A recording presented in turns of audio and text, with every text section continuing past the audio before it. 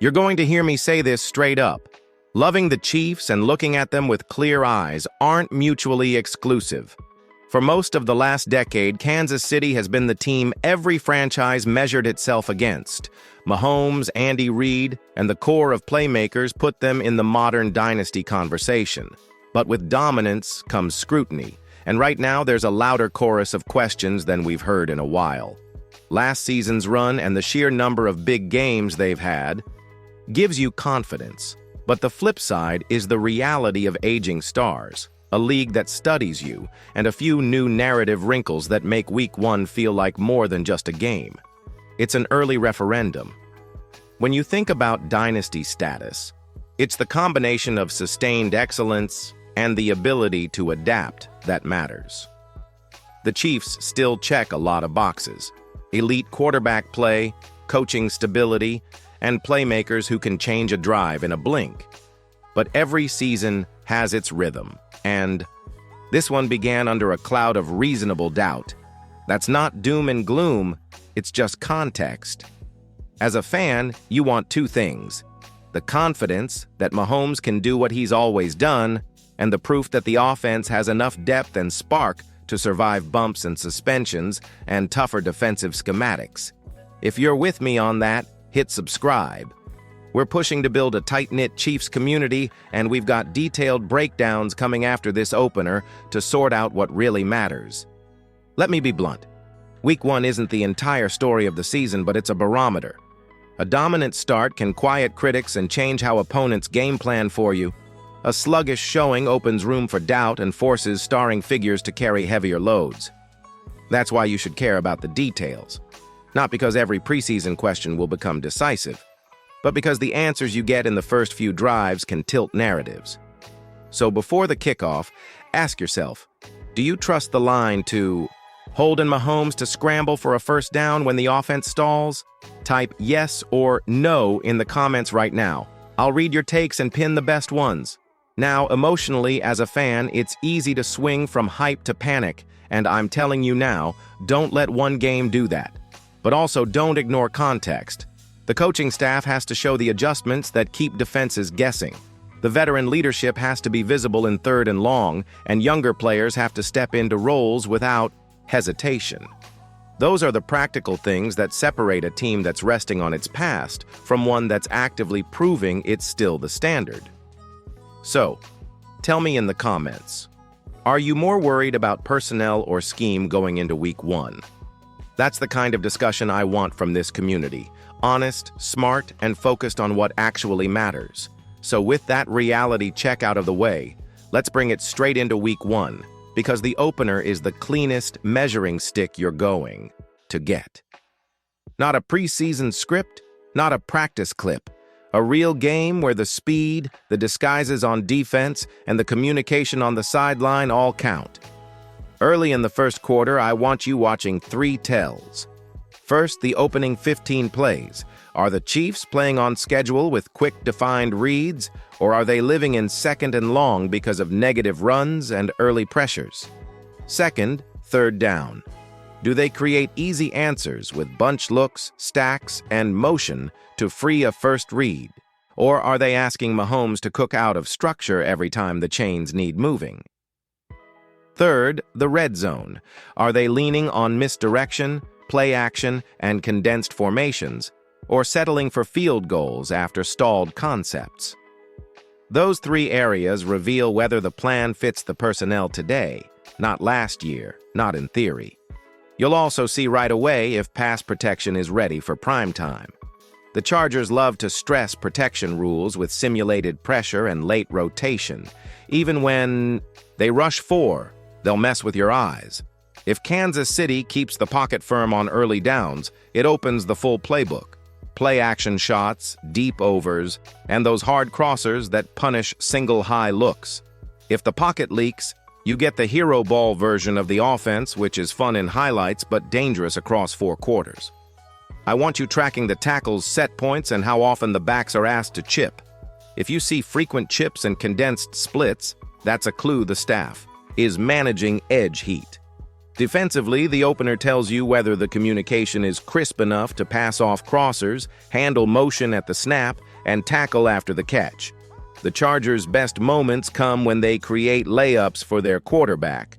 Slants, flats, option routes, so rally and tackle is the theme. If the Chiefs win first down with disciplined edges and interior knockback, they force predictable second and long, and that's when the pass rush can actually hunt instead of reacting. Give me your gut call right now. W or L in Week 1? Drop just one letter in the comments. I'm pinning a brave score prediction too. And if you want a deeper Chargers-specific breakdown this week, hit subscribe and help us push to 5,000 subscribers. Every new sub tells me to spin up that film study for you. Now let's peel back the curtain on what's really keeping Chiefs fans awake at night. The offense doesn't feel bulletproof anymore, and that's not something you were used to saying. When Patrick Mahomes first took the reins, you've got the obvious cloud of Rashee Rice's suspension hanging over the wide receiver room, and whether you want to admit it or not, that one missing piece forces a reshuffle that can ripple through the entire playbook. Without him, defenses can shrink the field, roll coverage toward the other top options, and dare Kansas City to beat them with secondary names who haven't proven they can consistently separate. That doesn't mean Mahomes can't elevate them.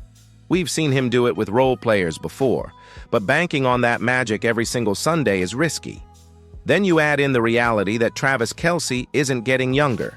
He's still elite at creating mismatches, but he's not going to dominate every game for 4 quarters the way he did in his prime. Defensive coordinators know that, and they're testing the depth of this offense with bracket coverages and heavy doses of physicality at the line. When your best-known weapon is aging and your emerging star is unavailable, the margin for error shrinks fast. That's why the conversation around this offense isn't about whether Mahomes can carry it, we already know he can, but whether the surrounding cast is sturdy enough to keep him from having to be Superman every drive.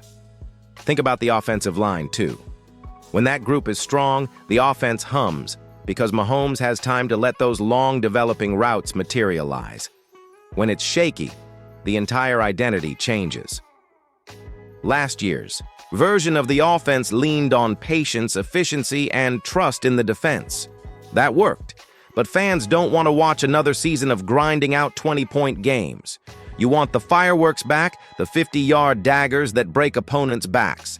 And the only way those come is if receivers step into bigger roles quickly.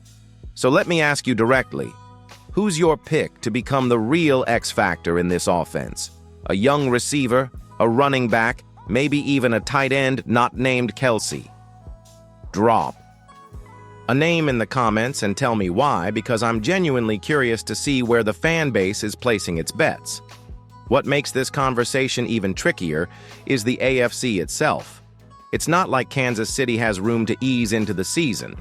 Buffalo, Cincinnati, Baltimore, every top team is loading up, and nobody's gifting the Chiefs a mulligan. That's why the scrutiny feels heavier this year. Every possession will be judged not just against the opponent on the field, but against the scoreboard of the whole conference.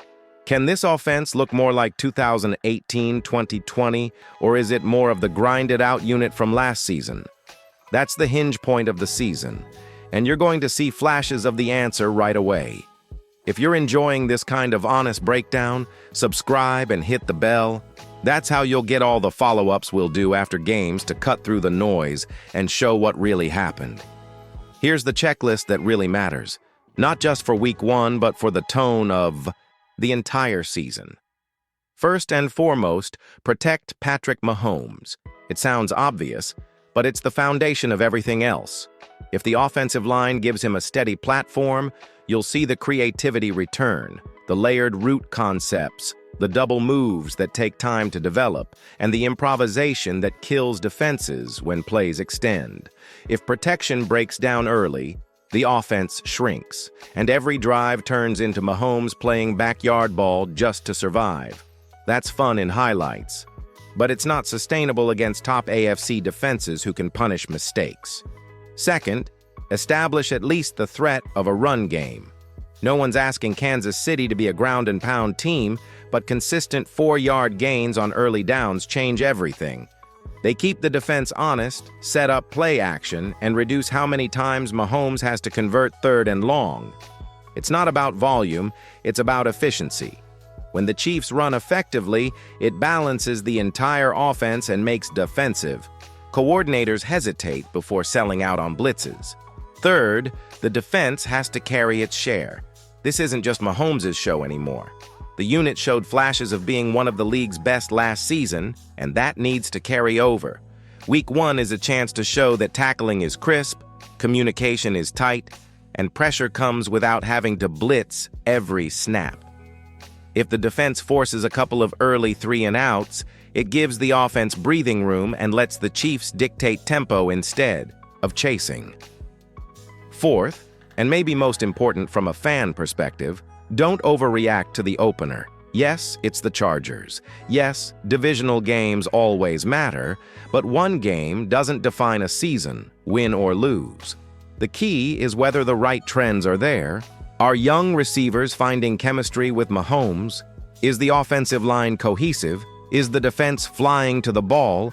Those are the markers that predict the next 4 months, not just the scoreboard at the end of week 1.